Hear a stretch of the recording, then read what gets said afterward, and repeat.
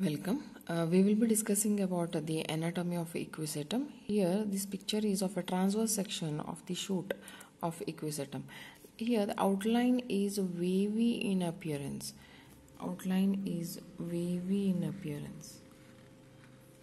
This is because the presence of ridges as well as grooves.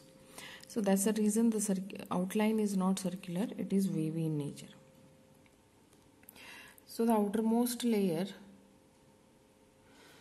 is the epidermis. On the epidermis we have a deposition of a silica. That's the reason the stem of equisetum appears hard as well as rough to touch. The continuity of epidermis is broken due to presence of a stomata called as sunken stomata, which is present in the grooves. Now this sunken stomata has guard cells again covered over completely by the subsidiary cells. So they have both guard cells as well as subsidiary cells. Now this sunken stomata, it protects the escaping water vapor from air currents. Apart from this, it reduces the water loss from leaf. So sunken stomata is one of their adaptation to preserve water. Next to below the epidermis is present a well-developed cortex. Just below each ridge is present a large patch of sclerenchymal cell. These sclerenchymal cells have a thick wall due to deposition of lignin. They are going to provide a mechanical support to the stem.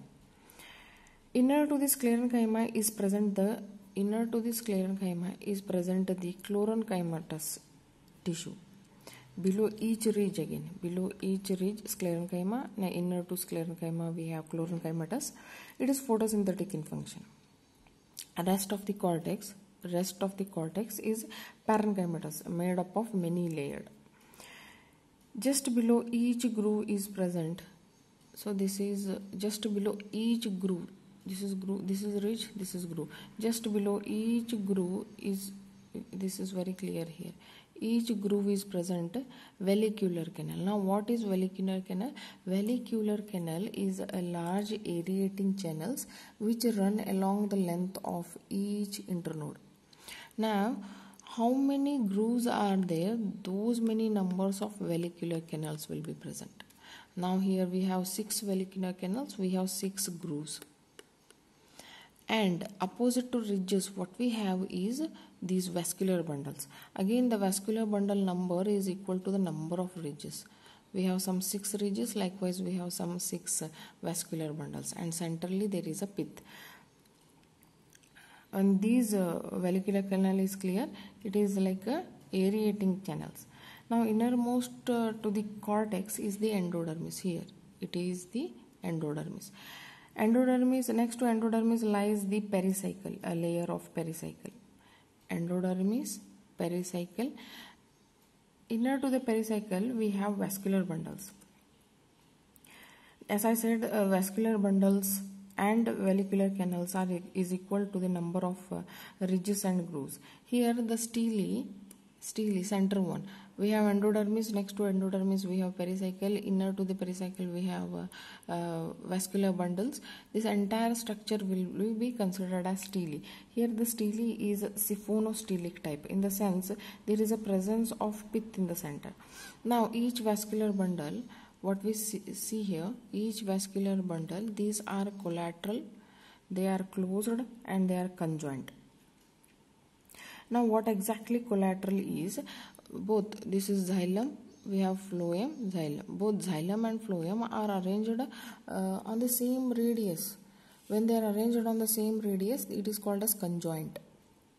Now collateral, vascular bundle in which xylem and phloem lie on the same radius, with phloem towards the periphery and xylem towards the center. Such vascular bundle is collateral.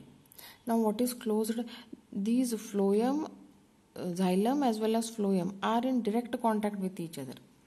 They are not separated by any kind of a cambium tissue. When cambium tissue is absent, such a kind of a vascular bundle is closed type. When it is present, it is open. So we have a conjoined, collateral and a closed type of vascular bundle. Now it is endark. Xylem is endark. Endark in the sense we have meta as well as protoxylem. When protoxylem is present towards the center and metaxylem is present towards the periphery, such arrangement is endark and arrangement of xylem. We have centrally located pith. So this was a description regarding the stem of equisetum. Now another peculiar character of equisetum stem is it shows both hydrophytic as well as xerophytic features. Now what are xerophytic features? We know it has a wavy outline because of the presence of ridges and furrow. Ridges and furrow followed by we have sunken stomata, which reduces the water loss. There is a deposition of silica. They have written cuticle, but it is a silica, deposition of silica on the outermost wall of the epidermis, which makes it more hard and rough to touch. We have a sclerenchymatous layer. Very next to the ridge, what is present is a sclerenchymatous tissue, followed by which is going to provide a mechanical strength, followed by we have a photosynthetic chlorenchymatous tissue. So stem itself is synthesizing the food, photosynthetic nature. These all features makes equisetum capable to survive under xerophytic condition. Now the hydrophytic features include very well developed velicular canal followed by carinal canal. Velicular canal, these as I told, these are the aerating chambers, aerating canal. Whereas carinal canal, they are arrived because of the disintegration of breakdown, you can say even breakdown of the protoxylem. They are the result of the breakdown of the protoxylem in the form of a canal. Now these are more helpful in conduction of the water compared to that of velicular canal, which are going to function as an aerating chambers. So this was a description regarding the TS of shoot in case of equisetum. Thank you.